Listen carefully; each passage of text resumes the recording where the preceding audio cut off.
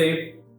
നമ്മളെ വേദപുഷ്പത്തിലേക്ക് കിടക്കുമ്പോൾ ഇന്ന് നമ്മൾ ചർച്ച ചെയ്യാൻ പോകുന്ന അഥർവവേദത്തിലെ 3-ാമത്തെ കാണ്ഡത്തിൽ 17-ാമത്തെ സൂക്തമാണ്. ഇതിൽ 6-ാമത്തെ മന്ത്രത്തിലെ ഋഷി വിശ്വാമിത്ര ആണ്, ഛന്ദസ് അനുഷ്ടുപ്പാണ്, ദേവത സീത പറഞ്ഞു കഴിഞ്ഞല്ലോ.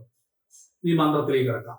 ഓം ശുനം വാഹ ശുനം നര ശുനം കൃഷതുലാംഗലം ശുനം വരത്രാബധ്യന്താം ശുനമഷ്ട്രാമുദിംഗയ. ഓം ശുനം വാഹ ശുനം നര ശുനം കൃഷതുലാംഗലം ശുനം വരത്രാബധ്യന്താം ശുനമഷ്ട്രാമുദിംഗയ.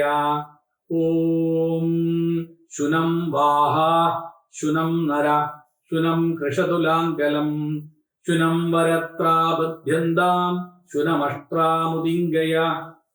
ഈ മന്ത്രം ഋഗ്വേദത്തിലെ 4-ാം മണ്ഡലത്തിൽ 57-ാം സൂക്തത്തിൽ 4-ാമത്തെ മന്ത്രമായിട്ട് കടന്നു വരുന്നുണ്ട്. ഋഗ്വേദത്തിലെ 4-ാം മണ്ഡലത്തിലെ 57-ാം സൂക്തത്തിലെ 4-ാം മന്ത്രമായിട്ട് ഇതേ മന്ത്രം വരുന്നു. അർത്ഥത്തിലേക്ക് കടക്കാം. ശുനം സുഖത്തോടെ, ശുനം എന്ന് പറഞ്ഞാൽ സുഖത്തോടെ. വാഹ വാഹാഹ എന്നൊക്കെ പറയാണെങ്കിൽ വാഹ എന്നാണ് നമ്മൾ ഉച്ചരിക്കുന്നത്. വാഹ കലപ്പയുടെ വാഹകരായ കാള തുടങ്ങിയ നാൽക്കാലികളും,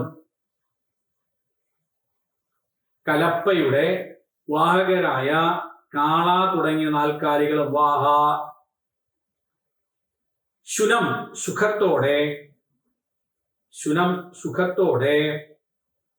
നരഹ നരഹ അവയെ നയിക്കുന്ന കർഷകനും, അവയെ നയിക്കുന്ന കർഷകനും. നര ശബ്ദത്തിന് നരൻ മനുഷ്യൻ മാത്രം അർത്ഥം പറയാറുണ്ട്. പക്ഷെ ഇവിടെ എന്തുകൊണ്ടാണ് നരഹ ശബ്ദത്തിന് കർഷകൻ അർത്ഥം എടുത്തത്?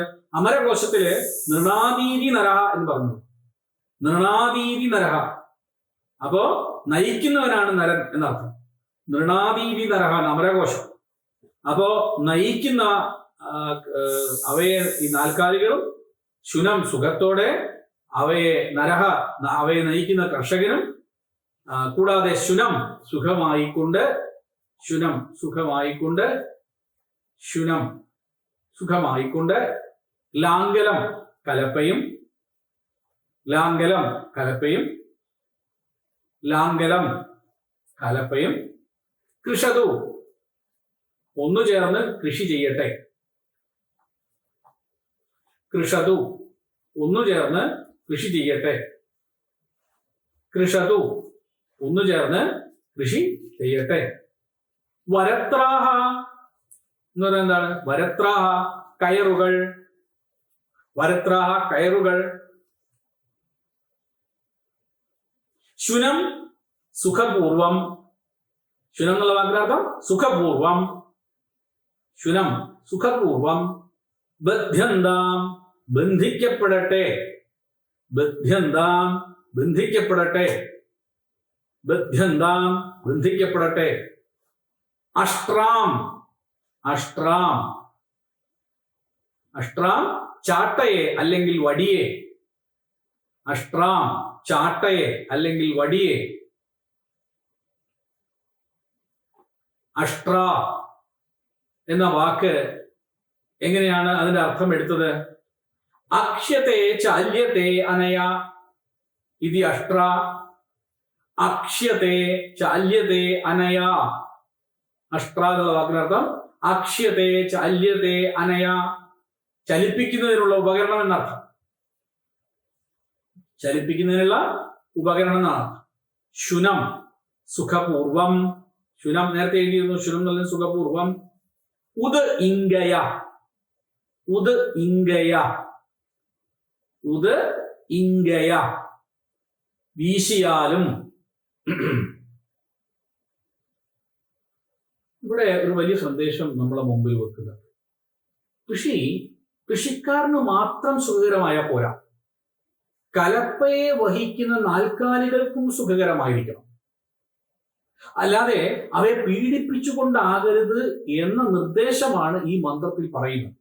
ശ്രദ്ധിച്ചു നോക്കൂ, എത്ര ആലോചനാമൃതമാണ് നമ്മുടെ കൃഷിയെ കുറിച്ചുള്ള ചർച്ച.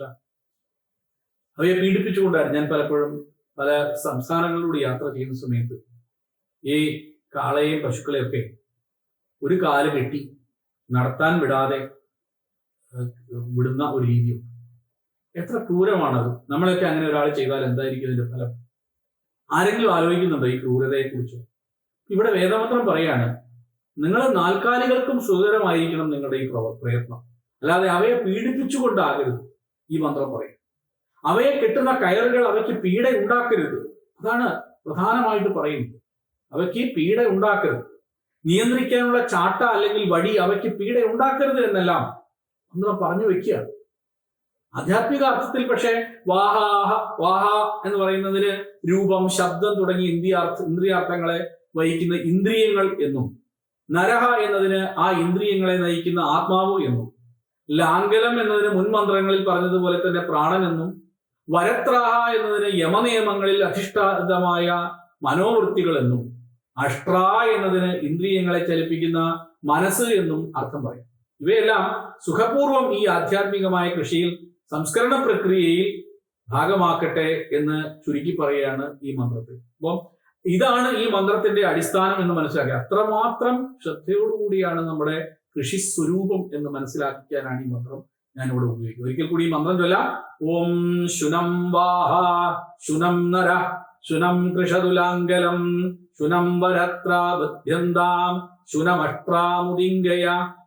അപ്പൊ ഈ മന്ത്രം അർത്ഥത്തിലേക്ക് കടന്നാൽ ശുനം സുഖത്തോടെ, വാഹ കലപ്പയുടെ വാഹകരായ കാള തുടങ്ങിയ നാൽക്കാലികളും, ശുനം സുഖത്തോടെ, നരഹ അവയെ നയിക്കുന്ന കർഷകനും.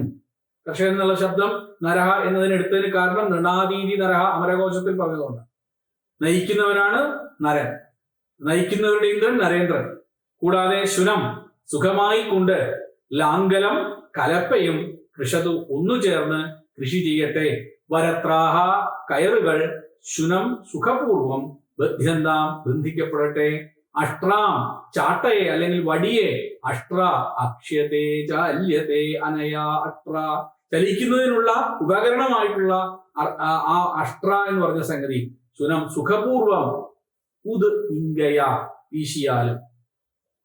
അപ്പോ കൃഷിക്കാരന് മാത്രം സുഖം നൽകിയാൽ പോരാ, നാൽക്കാലികൾക്കും സുഖം നൽകുന്നതായിരിക്കണം. അവയ്ക്ക് പീഡയുണ്ടാക്കുന്ന രീതിയിൽ കയറ് കെട്ടരുത്, വടി കൊണ്ട് അടിക്കരുത് എന്നിവയെല്ലാം പറഞ്ഞുകൊണ്ട് അതിമനോഹരമായി മുന്നോട്ട് പോവുകയാണ് ഈ മന്ത്രം. ഏതായാലും നിങ്ങൾക്ക് എല്ലാവർക്കും ഈ മന്ത്രത്തിന്റെ അർത്ഥം ശരിയായ രീതിയിൽ മനസ്സിലായിട്ടുണ്ടാവും എന്ന് വിശ്വസിക്കുന്നു. എല്ലാവർക്കും നല്ലൊരു ദിവസം ആശംസിച്ചുകൊണ്ട് ഞാൻ ഒരിക്കൽ കൂടി നമസ്കാരം, നമസ്തേ.